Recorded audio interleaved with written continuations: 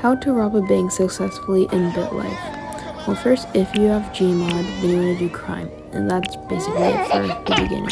You just want to level up until you get the driver's license test, and then just pick whatever. If you fail, that's fine. Then you just want to go to crime, then burglary, and then rob a couple houses until you get enough money to do it again.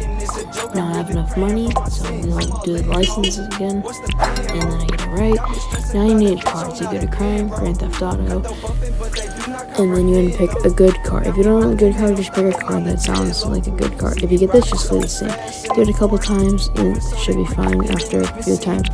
If you get caught, just close the game and go into it. You'll get different cars, but you should get one car. To see if it's good, go to your car, and if it's over 50% in condition, it's a good car. Go to actions, and then crime, then bank robbery. For a bank, it doesn't matter. One weapon, you want to pick a weapon that would kill someone. It's like a spear that could kill someone. For disguise, just do an easy disguise, a simple disguise, like the masquerade ball mask. That's easy because it's just a mask. So pick that, and then pick your color, and then you get money. Thank you for watching.